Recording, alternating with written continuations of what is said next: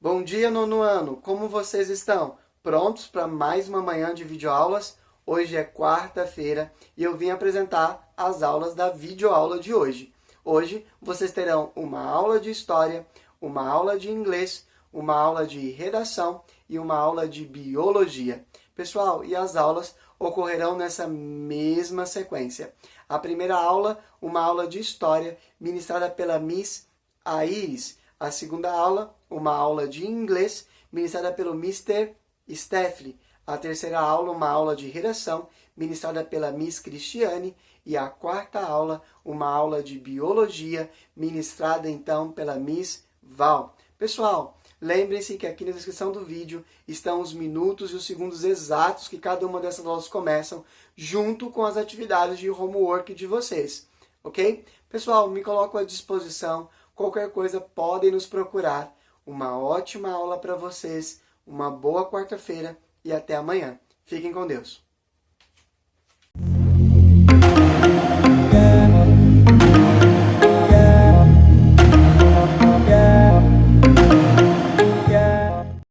Hello, nono ano, tudo bem com vocês?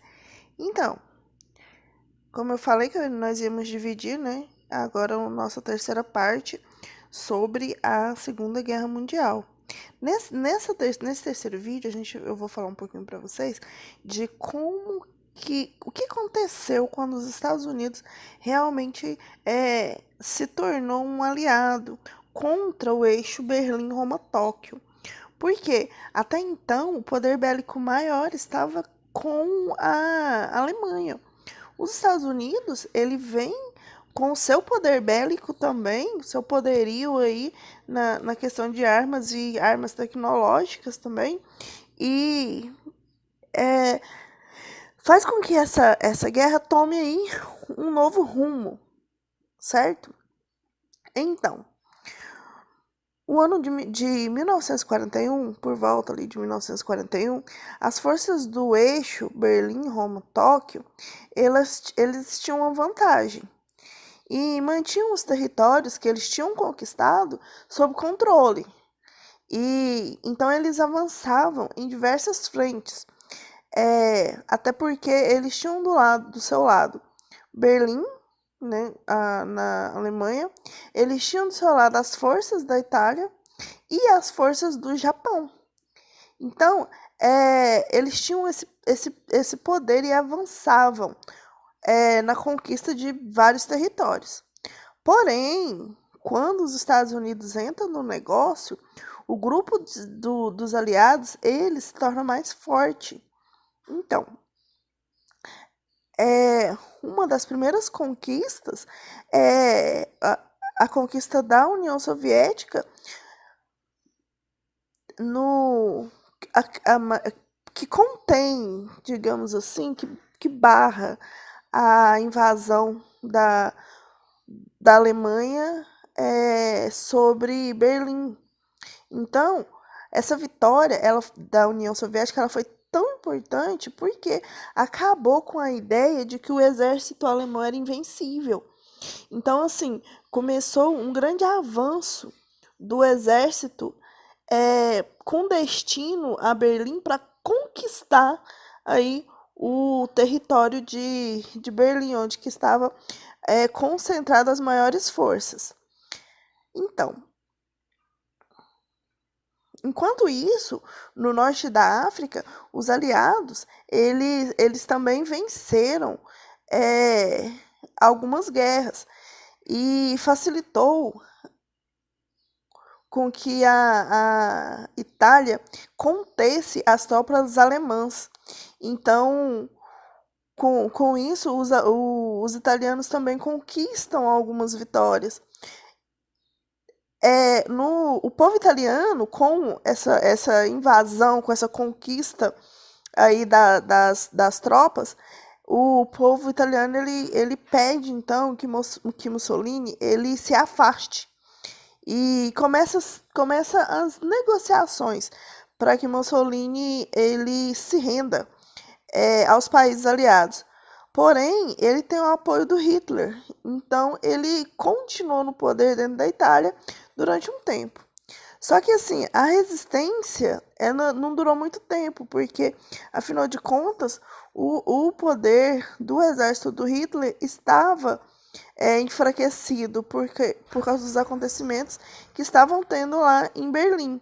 Com o tempo, o Mussolini ele foi capturado e foi executado. Com isso, a Itália ela teve aí a sua primeira derrota foi dos países aliados foi a derrota da Itália quando se capturou e executou o Mussolini. Em Berlim, depois do avanço esmagador aí das tropas aliadas, eles conseguiram chegar nas fronteiras da Alemanha. E Berlim ela foi fortemente bombardeada, invadida por mais ou menos 2 milhões de soldados. Os invasores eles encontraram, óbvio, resistência. E alguns soldados alemães ainda estavam ali para defender a capital. Os civis também estavam defendendo a capital, e porque eles eram aliados do Hitler e resistiam. Lembra que eu falei que o povo estava do lado do Hitler? Então, o povo aí são esses civis que resistiram e tentaram proteger o Hitler. Porém, o avanço das tropas, elas eram maiores. Afinal de contas, eram 2.000 soldados, e esses soldados eles tinham a vantagem de estarem descansados, enquanto que o exército de Berlim, o exército alemão, já se encontrava enfraquecido. E Berlim, então, ela se rende. No dia 30 de abril de 1945, o Adolf Hitler ele se suicida e acaba, assim, em 30 de abril de 1945, o reinado de terror do Adolf Hitler. Enquanto isso, no outro país do eixo, lá no Japão, o Japão continuava avançando sobre diversas ilhas do Pacífico. E os Estados Unidos já buscavam aí uma vingança, uma revanche, pelo que aconteceu com o Pearl Harbor. Lembra? O último vídeo a gente falou sobre isso. Então, os Estados Unidos resolveu investir em uma guerra submarina, procurando causar o maior número possível de perda para as tropas marinhas do Japão. No entanto, uma das decisões mais polêmicas dentro da Segunda Guerra foi tomada pelo presidente Harry Truman, que autorizou o lançamento de bombas atômicas sobre as cidades de Hiroshima e Nagasaki. Diante dessa destruição sem precedentes, o Japão acabou se rendendo e encerrando assim definitivamente a Segunda Guerra Mundial. Então, sobre a bomba atômica. As bombas atômicas elas foram lançadas pelos Estados Unidos no Japão nos dias 6 e 9 de agosto de 1945, nas cidades aí de Hiroshima e Nagasaki. A bomba de Hiroshima ela foi lançada primeiro, no dia 6 de agosto, e causou uma destruição imensa. Aí, assim, teve essa primeira e o Japão, ainda assim, o Japão não se rendeu. Então, 3 dias depois, foi lançada em Nagasaki uma segunda bomba, com um poder ainda maior que o da primeira. Os sobreviventes, eles relatam, assim, momentos de horror e de angústia que se espalharam por toda a cidade, porque as pessoas, elas estavam feridas de todas as formas possíveis. Um efeito das bombas são além as pessoas, algumas morreram instantaneamente, né? Porém, a onda de calor, a nuvem de calor causada pela bomba atômica, ela se espalha causando queimaduras de vários níveis. Então, A destruição ela foi intensa não só aonde a bomba caiu, onde a bomba eclodiu, mas também no seu arredor, nos seus arredores. Muitos sobreviventes, muitas pessoas elas sobreviveram sem nenhum tipo de ferimento ou com ferimentos leves. Só que não foi só o calor da bomba que fez as pessoas terem algum tipo de sofrimento, porque depois que dessa onda de calor vem aí a radiação. E a radiação ela foi um inimigo que perseguiu os sobreviventes ferozmente. A quantidade de radiação espalhada pelas duas bombas em ambas as cidades era muito grande e o corpo humano ele acaba não conseguindo resistir a essa quantidade de radiação. Então, assim, algumas pessoas morreram instantaneamente, outras morreram depois de um certo tempo. Com isso, a bomba atômica, ela acabou aniquilando, essa é a palavra correta, aniquilando milhões de pessoas, milhares de pessoas. Até os dias de hoje, é criticada o fato dos Estados Unidos terem lançado as duas bombas atômicas. O governo dos Estados Unidos, ele justifica a ação de ter lançado as bombas, dizendo que o ataque pouparia a vida de milhares de soldados, visto que o confronto resultaria em inúmeras mortes de ambos os lados. Porém, muitos pesquisadores consideram o fato desnecessário, visto que o Japão ele já estava enfraquecido, ele já estava sem terra, e bastaria aí, então um bloqueio naval para que os Estados Unidos finalmente conseguissem a rendição do Japão. E dizem esses pesquisadores que o fato dos Estados Unidos terem lançado a bomba foi para simplesmente demonstrar o seu poder, principalmente para os soviéticos, que até então eram aliados. Porém, depois a gente vai ver aí a corrida é, pelas para chegar a superpotência, ser uma superpotência, e existia uma rivalidade bem grande entre os Estados Unidos e os soviéticos. Então, essa bomba foi. Os Estados Unidos lançaram essa bomba para demonstrar para esses, principalmente para os soviéticos, que ele tinha um grande poder de destruição, uma arma capaz de causar uma destruição em massa. Então, galera, é isso. Acabou-se a Segunda Guerra Mundial. Esses são todos os fatos da Segunda Guerra Mundial. Eu quis trazer para vocês separadamente a atuação do Brasil na Segunda Guerra Mundial. Por quê? Porque o Brasil teve uma participação importante. Então, na próxima aula, a gente vai ver aí quem foram esses brasileiros, quem foi a Força Expedicionária Brasileira e o que eles conquistaram, e o que o Brasil conquistou também com o fato de enviar esses homens à guerra. Tá ok? Então, um abraço para vocês e até a próxima.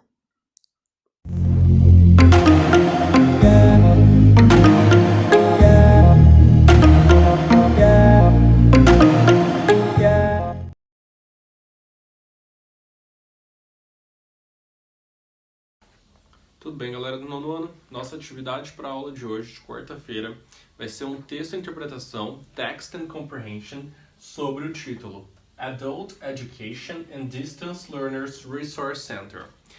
O texto eu vou ler para vocês rapidinho e vou explicar como é que vai funcionar, sobre o que o texto fala, na verdade, ok?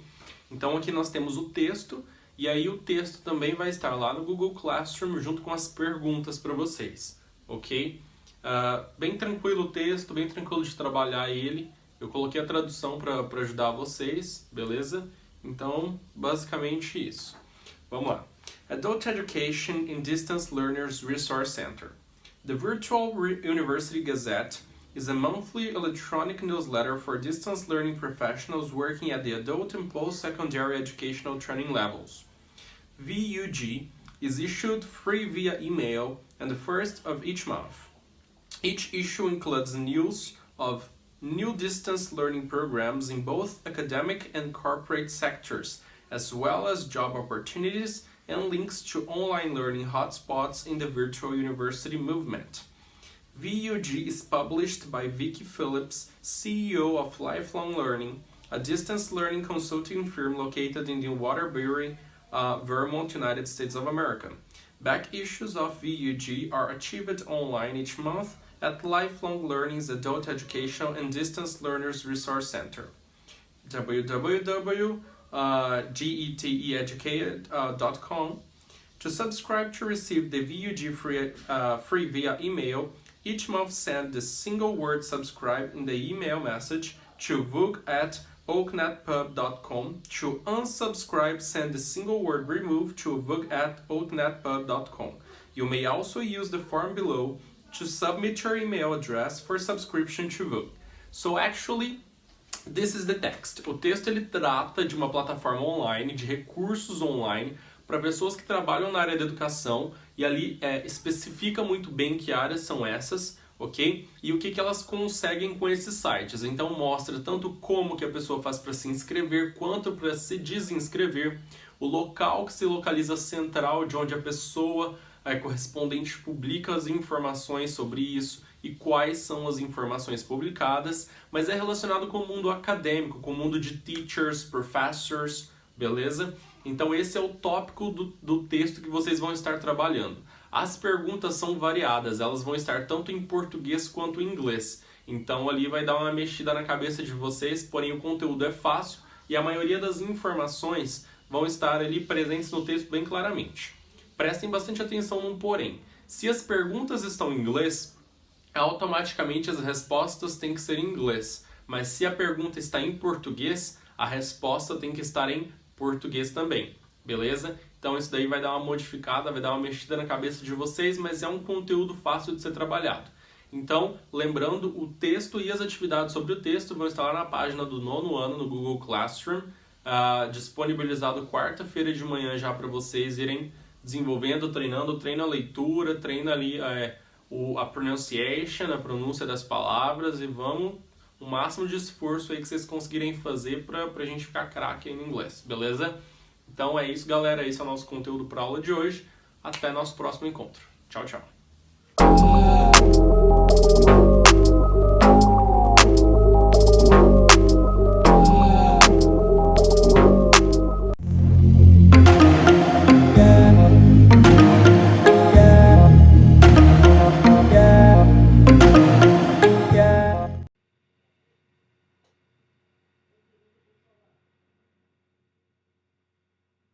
Bom dia, 9º ano, tudo bem?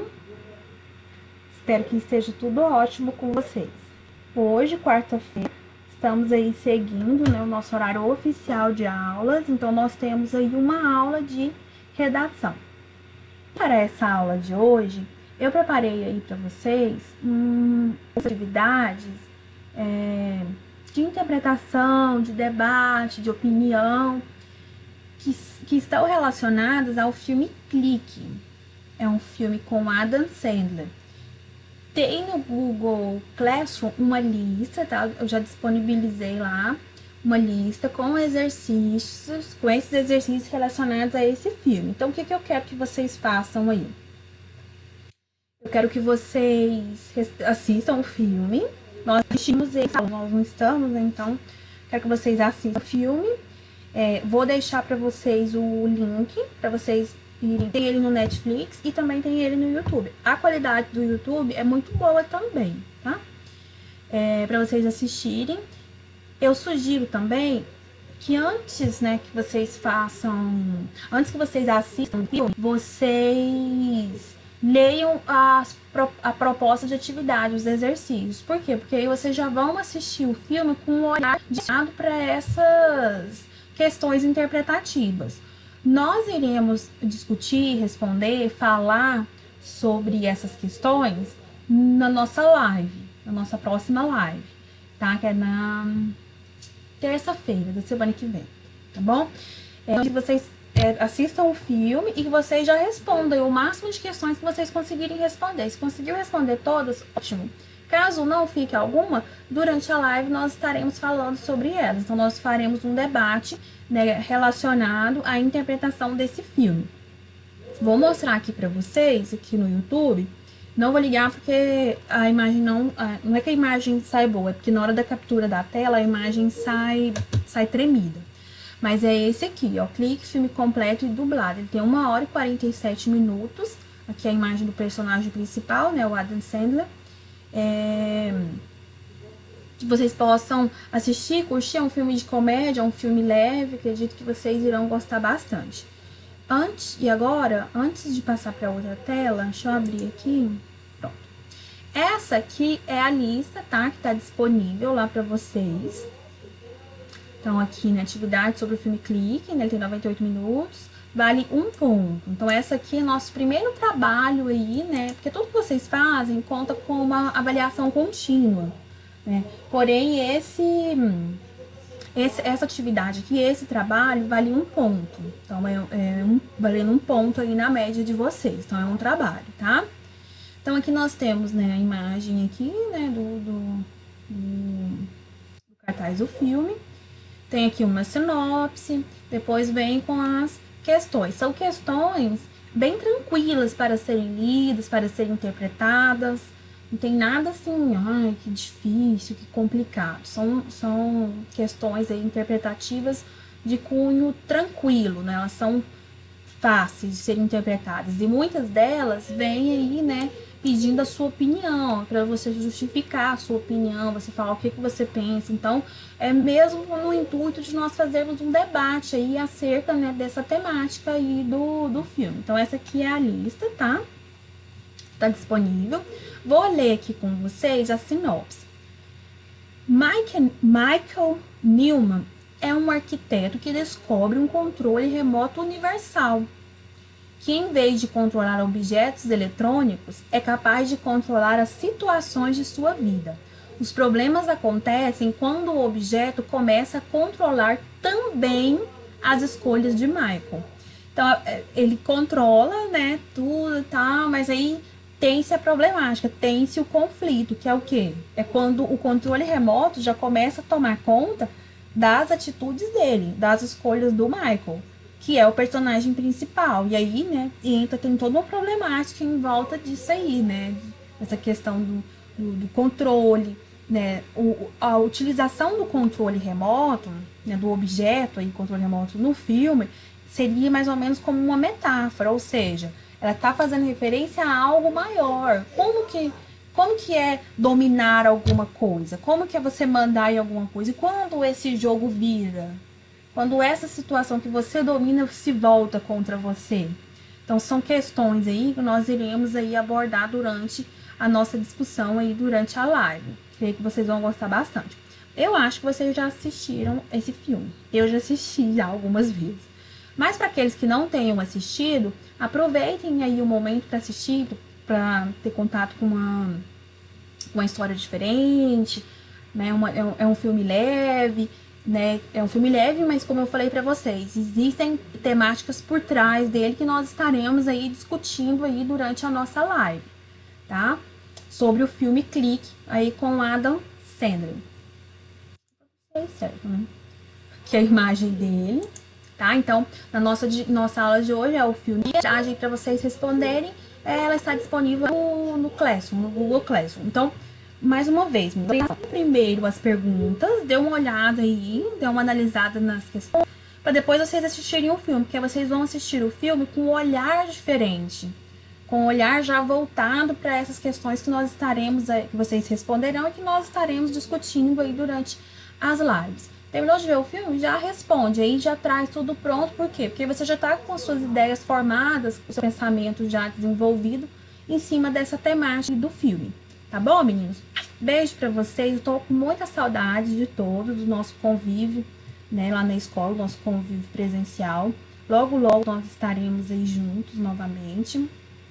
E vamos pensar positivo e vamos colocar todas as nossas energias, isso passe. Mas enquanto isso, estaremos aqui com as nossas aulas por esse canal, né, no YouTube, pelo Google Classroom e também pelo WhatsApp. Qualquer dúvida, informação de cada um ótimo dia para vocês e até a próxima aula. Tchau, tchau!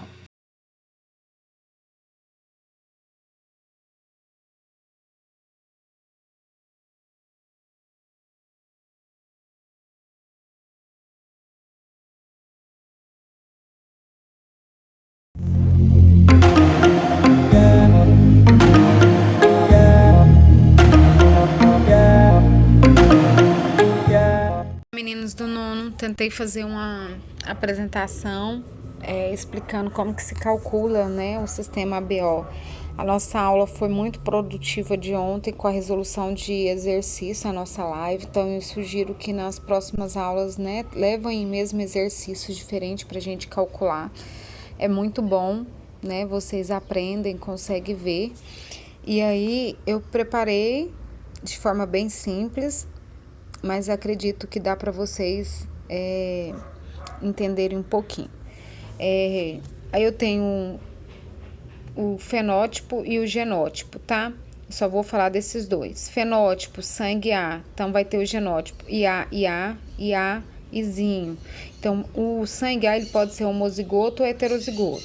Sangue B da mesma forma, IB, IB ou IB, Izinho. IB, IB, homozigoto. IB, Izinho, heterozigoto.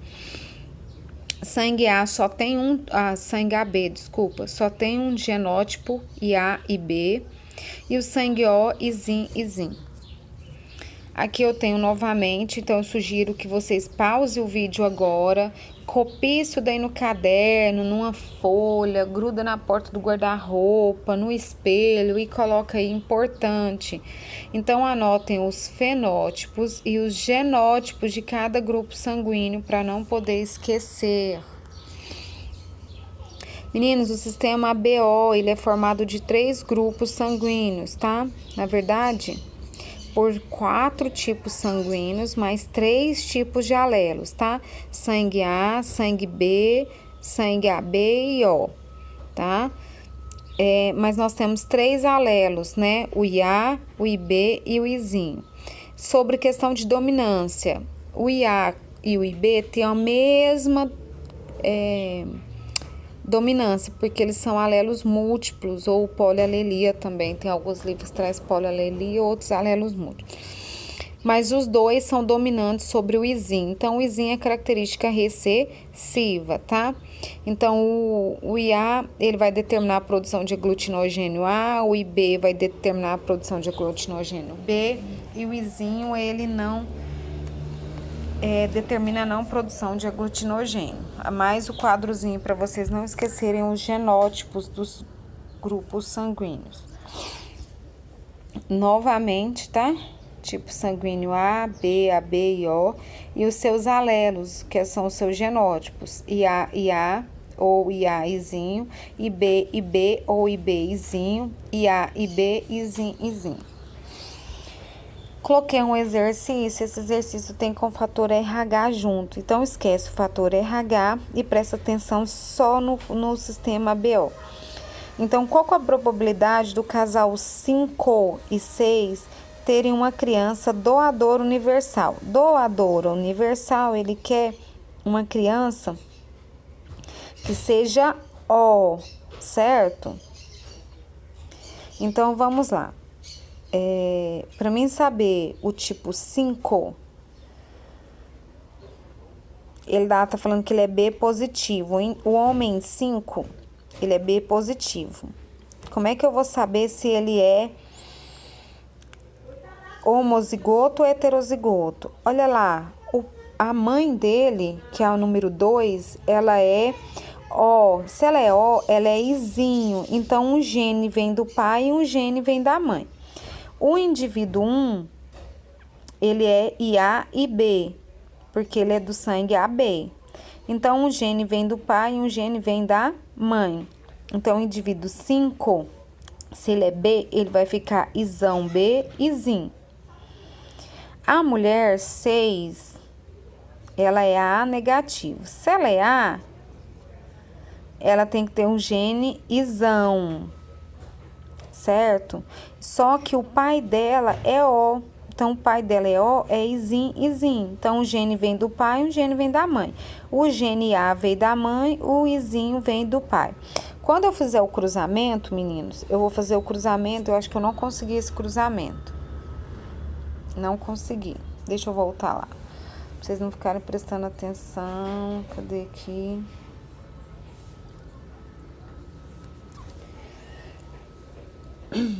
Quando eu fizer o cruzamento, vocês podem fazer aí, ó. Se eu pegar IB com IA, vai me dar IA e B, ou seja, sangue tipo AB. IB com isim, IB isim, tipo B. Isim com IA vai me dar IA isim, tipo A. Isim com isim, tipo O. Então, quando eu fizer o cálculo, vai me dar 1/4. 1/4 vai ser 25% de chance do indivíduo, do filho, né, desse casal 5 e 6, certo? Façam aí o quadrinho ou o chuveirinho. Peguei outro exercício, né? Para o grupo sanguíneo do sistema BO, existem 3 alelos comuns na população. 2 alelos A e B são codominantes entre si e o outro alelo O é recessivo, O ou 0, tá? Tem algumas pessoas que falam que é. De acordo com as informações, pode afirmar. Se os pais são do grupo sanguíneo O, os filhos também serão do grupo sanguíneo O. Se eu tenho o pai e a mãe O, o filho só pode nascer O, gente. Não tem outra possibilidade. O é recessivo, tá? Então, ela tá aí de vermelho. Isim, isim, com isim, isim, vai me dar 4 por 100% dos filhos vai ser isim, isim. Se um dos pais é do grupo sanguíneo A, e o outro é do grupo sanguíneo B, todos os filhos serão do grupo sanguíneo AB. Não. Se eu tenho um indivíduo do grupo A e outro do grupo B, certo? Eu cruzando lá, vai sair uma possibilidade só, certo? E se ele for totalmente dominante IA com IB e B,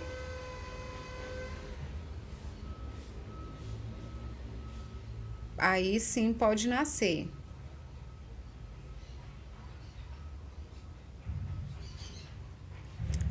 Se um dos pais do grupo sanguíneo A e o outro do grupo sanguíneo B, todos os filhos serão do grupo sanguíneo AB.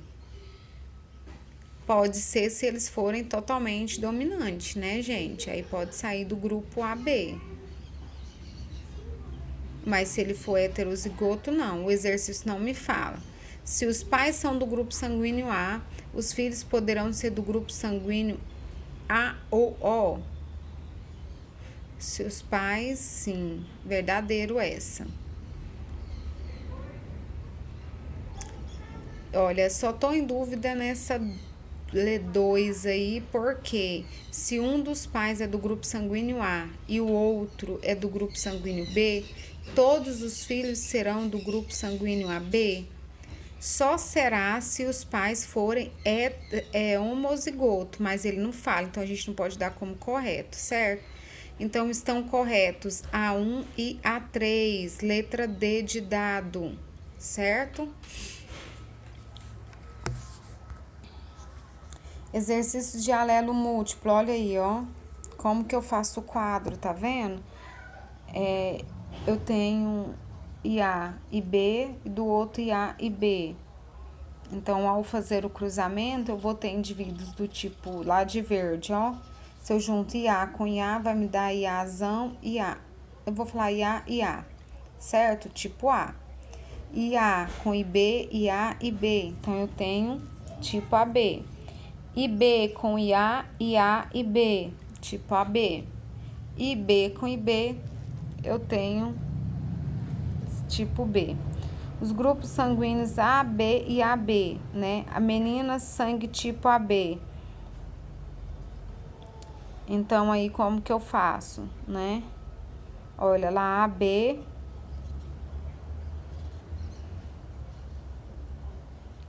Se eu quero do sangue tipo AB, eu tenho 2/4 ou 1/2, né?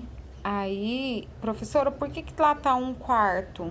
É porque ele fez a probabilidade, porque na verdade o exercício lá tava perguntando qual a probabilidade de ter uma menina do sangue tipo AB. Menina, eu só tenho 50%, então é 1/2. Lembra lá que eu fiz esse exercício? Eu fiz um assim hoje, parecido. Hoje não, desculpa, na live de ontem, né? Porque hoje é quarta. E para ter sangue tipo AB, ele tem 2/4. Simplificando, porque eu posso fazer simplificação, aí eu vou ter 1/2. Aí eu jogo nas frações, né? E aí eu vou multiplicá-los. Noções de probabilidade. Coloquei isso daqui porque tem gente que não sabe onde eu acho a probabilidade. Gente, a probabilidade ela é representada pela letra P igual. Em cima eu coloco o número de eventos desejados, A. E o outro número de eventos possíveis, seria o meu total. Então, quando eu vejo lá do meu cruzamento, eu tenho 4. Então, 4 fica embaixo. Se eu tenho um grupo A, eu vou colocar 1 em cima. Igual lá eu tinha 2 grupos AB, eu colocava 2. Então, ficaria 2/5, certo? Então, A é o evento desejado e S seriam as minhas faces, né? Os meus eventos possíveis. E o P é de probabilidade, certo? Então, isso é para vocês fazerem o cálculozinho matemático. Aula da semana que vem eu trabalho o fator RH e vou tentar montar um slide com correção, com resolução de exercício, tá bom, gente? Beijos e até